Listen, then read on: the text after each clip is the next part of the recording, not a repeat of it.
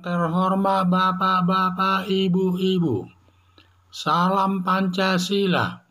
Bapak-Bapak, Ibu-Ibu yang melihat video saya ini, tolong jangan lupa subscribe, like, dan di-share.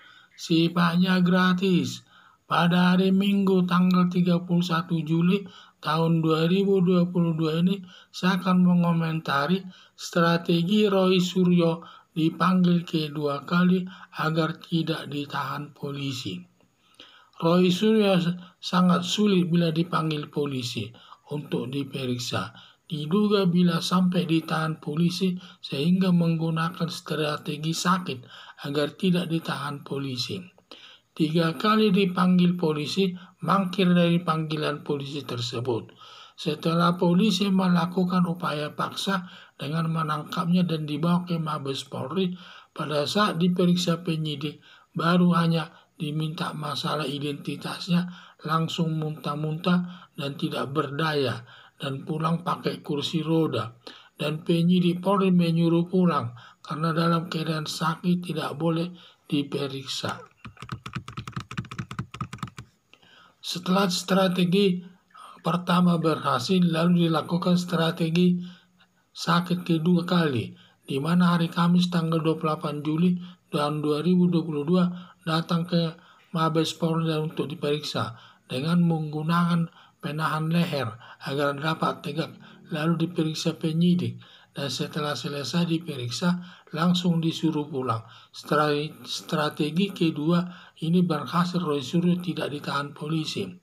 Seharusnya polisi menahan Roy Suryo seperti Huta-Hayan, ditahan sesuai asas equality before the law atau persamaan hak di depan hukum. Kalau Roy Suryo benar sakit, agar diperiksa ke rumah sakit kepolisian di Cililitan, Jakarta Timur. Kalau tidak benar sakit, membohongi polisi, tetapi kalau benar sakit, diopname di rumah sakit Polri dengan dibantar. Artinya selama sakit tidak dihitung tahanannya.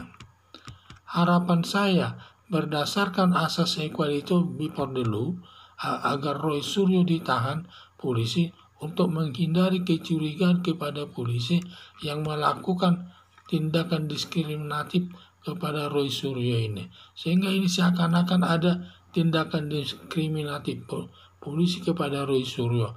Apakah karena dia sebagai mantan menteri olahraga, apakah karena dia sebagai kader Partai Demokrat Indonesia, kita tidak tahu. Seharusnya harus ditahan sesuai asas equality before the law atau persamaan hak di depan hukum. Seperti Huta-Hayan ditahan, karena si Huta-Hayan ini ditahan karena kasus penghinaan.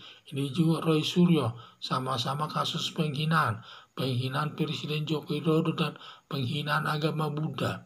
Ini seharusnya harus ditahan juga agar mengetahui bagaimana tinggal di dalam tahanan tersebut agar tidak mengulangi perbuatannya di kemudian hari. Itu yang perlu dilakukan sebenarnya, dan ditahan dia. Dan kalau sudah ditahan, nanti kemudian dia akan mungkin bisa merubah diri. Jadi saya lihat Roy Suryo sangat sulit bila dipanggil polisi untuk diperiksa. Diduga bisa sampai ditahan polisi hingga menggunakan strategi sakit agar tidak ditahan polisi, karena mungkin dia sangat takut nanti kalau ditahan polisi, sehingga dia menggunakan strategi bagaimana caranya supaya tidak ditahan polisi sehabis ditahan, sehingga dia menggunakan strategi sakit tersebut. Karena 3 kali dipanggil polisi, manggil dari panggilan, karena dia kalau dipanggil polisi sangat sulit. Setelah polisi melakukan upaya paksa dengan menangkapnya dan di Mabes Polri, pada saat diperiksa penyidik baru diminta masalah identitasnya, langsung muntah dan tidak berdaya dan pulang pakai kursi roda. Dan penyidik Polri menyuruh pulang karena dalam keadaan sakit tidak boleh memeriksa orang. Setelah strategi sakit yang pertama berhasil, lalu dilakukan lagi strategi sakit kedua, di mana pada hari Kamis tanggal 28 Juli tahun 2002 dia datang lagi ke kantor polisi untuk diperiksa dengan menggunakan penahan leher atau sakit penahan leher agar dapat tegak lehernya, lalu diperiksa penyidik, dan setelah selesai diperiksa polisi langsung disuruh pulang. Strategi kedua ini berhasil Roy Suryo tidak ditahan polisi. Seharusnya polisi menahan Roy Suryo seperti Ferdinand Huta Hayan, di mana sesuai asas equality before the law atau persamaan hak di depan hukum. Kalau Roy Suryo benar sakit, agar diperiksa ke rumah sakit kepolisian di Cililitan, Jakarta Timur. Kalau tidak benar sakit, ya tidak harus ditahan sebenarnya. Tetapi kalau dia sakit, ya harus di rumah sakit kepolisian tersebut dengan cara dibantar. Bantar itu dia ditahan dalam keadaan sakit, tapi tahanannya tidak dihitung. Itulah yang saya lihat.